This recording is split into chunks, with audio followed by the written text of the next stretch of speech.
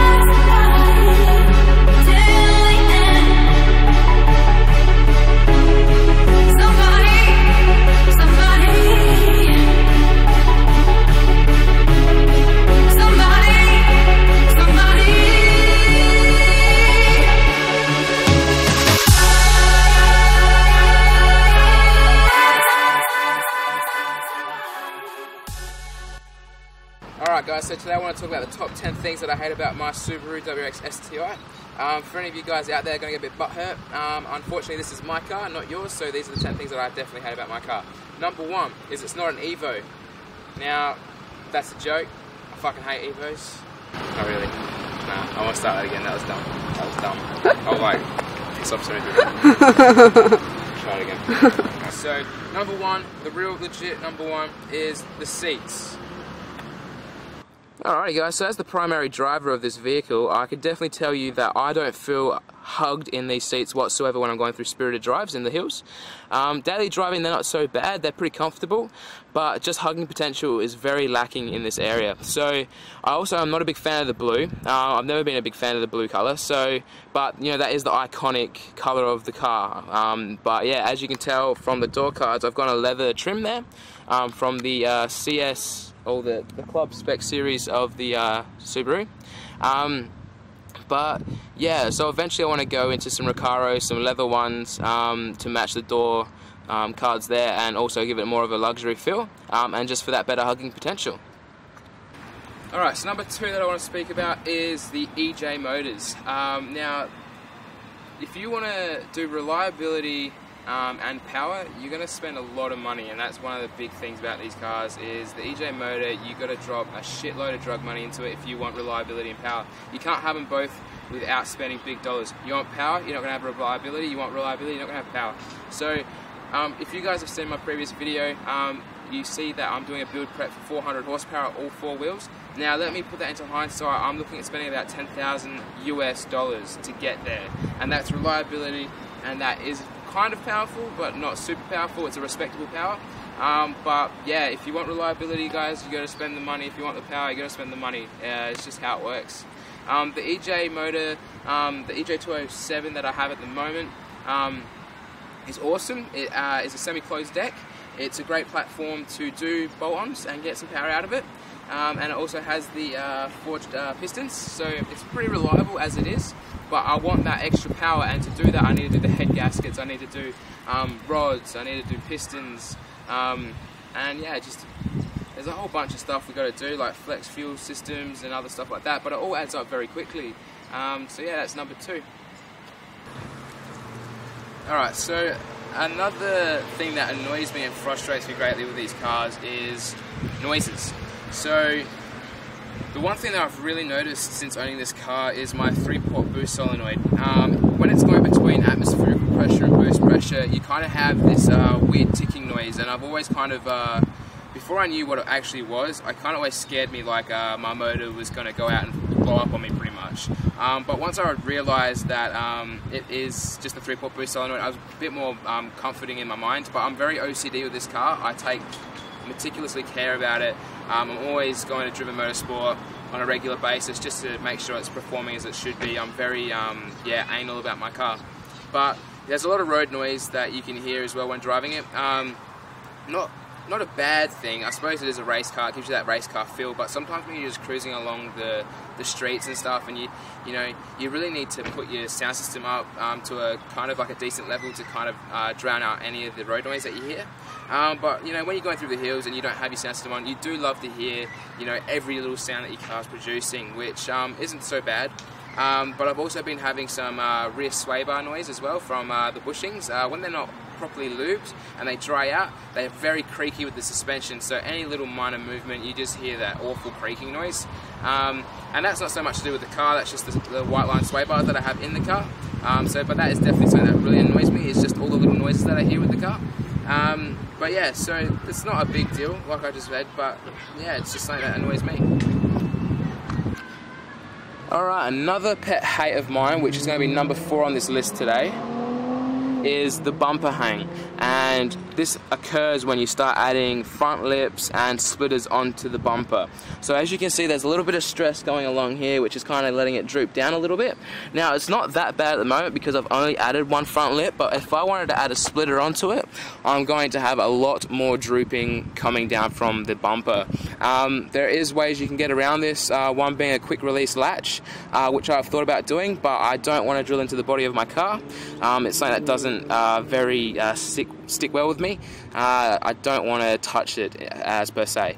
So yeah, that's just something that I really don't like about it. It kind of annoys me just that little bit.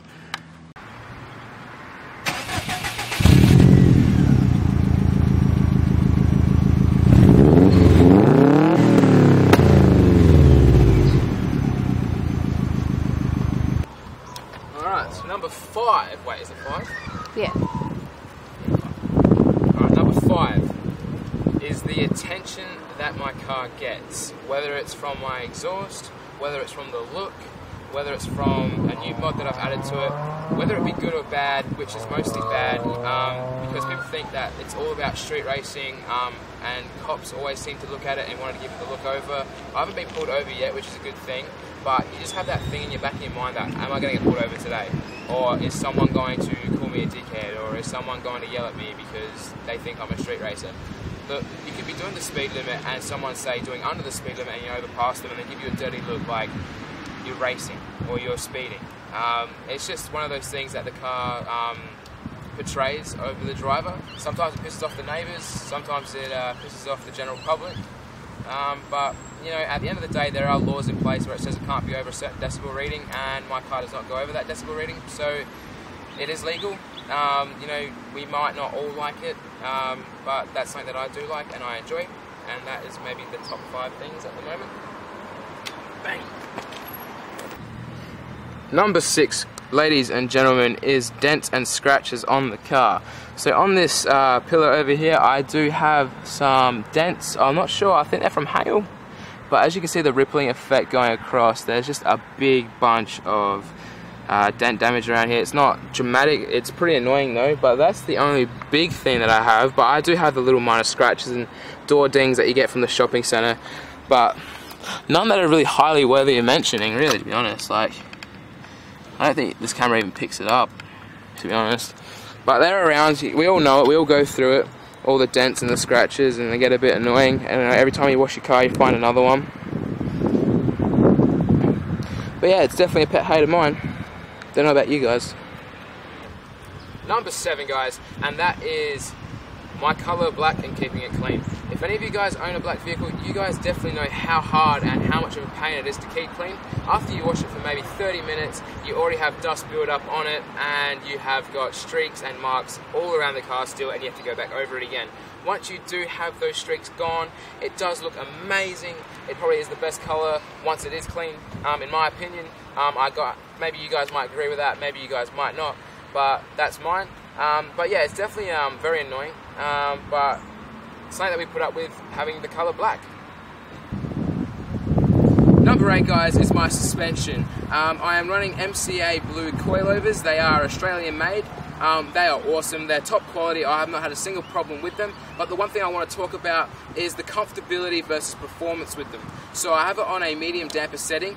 For myself, I don't find them too harsh. For my passengers, they sometimes feel like they're a bit of a kidney breaker. You can notice them when you go over train tracks or you hit a minor pothole, but usually I don't take this car out daily driving, so that's not a big thing for me. I usually take them through the hills for a spirited drive, or just cruising through the streets, and where I do cruise there isn't that major potholes or train tracks that I do cross. But it is definitely something to mention, guys, that when you do go for coilover performance, do expect it to feel a lot stiffer than what your previous suspension were, whether it be the OEM or maybe lowered king springs or something like that. Probably something that I do hate is how I have complaints about passengers complaining about how they don't like the feeling of the suspension. But hey, it's my car, guys. You want to jump in it and go for a ride, you don't have to pay that price.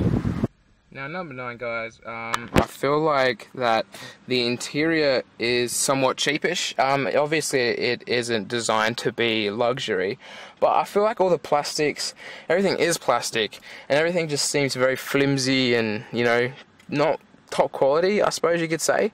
Like, there's little things about this car that I've changed to try and, like, make it a little bit more enjoyable on the inside of the car. Like, for example, hydro dipping the center console here in a carbon fiber, which I think is pretty sweet. I do like how it's changed the look up a little bit, you know, by putting them on the air vent rings and stuff like that. Eventually I will want to do it for this silver overlay here on the dash cluster, and hopefully get some black ones of these, which are an arm and a leg, drug money for sure, and then get these dials done as well in like a black.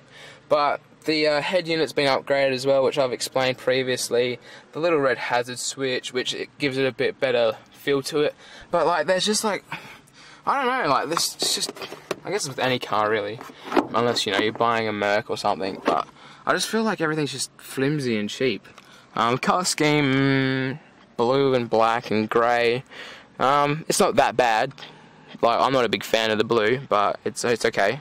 But yeah, as you can see, the door cards are leather, which I like. Gives it a bit of a more luxury feel. But yeah, there's big plans coming for this interior. Just doing my cosmetics on the outside first and my motor first, and then I'll get into here, because at the end of the day, you guys see the outside, not the inside. So that's what I'll do. Sweet. Number 10, guys, and this is probably the biggest one that I definitely have to say I love and hate, and that is the emotional connection I have with the car and the addiction I have for it. The reason that I don't like it as per se is it does always have my mind on it, and it can distract me from important things in my life, and definitely financial side of things. Every spare dollar that I do have goes to the vehicle, and that, some can say that's a bad thing, some can say it's a good thing, but honestly, when I'm eating 2-minute noodles for the next month after I buy a car part, it's probably not healthy for my diet. But at the end of the day, when I get in this car, I do love the attention it brings me, and I do love looking at it, and I turn back and look at it every day. But yeah, definitely something that's bad. So if I ever wanted to sell it, I probably couldn't bring myself to it, and if I wanted to pursue something else, I probably never could, because I have this emotional connection to the car. I've only had it for a year and a bit now, and it's always on my mind, whether it be from, you know, when can I take it out driving next, what's the next modification I'm going to do to it, to even, like, masturbating to it. No, it was a joke, it was a joke, it was a joke, I didn't know what else to say, fuck off.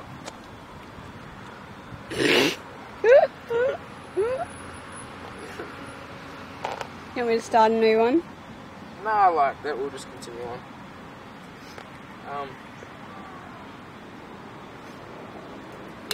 And even when you have that emotional connection, every time you take it out for a drive, you just have this worry that, what if something goes wrong to it? Like, what if someone hits you? What if you park it somewhere and someone tries to nick it? You know, there's all these little things that run through your mind, and your mind's always going on about the car. And that's probably something that, you know, is a bad thing, and that's what I hate about it, but at the same time, I love it so much. Yep. Alright guys, to conclude this video, I just want to say it's more or less top 10 things that I want to nitpick about my car, not necessarily top 10 things that I hate about my car. The title sounds good, it got you to click on it to pay me money because I am fucking awesome, and you guys want to stay tuned and keep watching my content, hopefully. I'm trying to improve every time as well, guys, so give me some comments below and let me know what I need to improve on. But yeah, guys, like, if you got anything to say about the car, anything about your own car that you don't like, definitely tell me about it. I want to know what you guys think. You guys are following me, so yeah, I want to keep in contact with you guys. Thank you very much for tuning in. Catch you next time, and support all things great. You ain't messing with the flow, you ain't messing with my vision. Messing with the money, you ain't messing with decisions. Yeah, you messing with the team, then you messing with the squad. Mess with one of us, you be messing with the mob.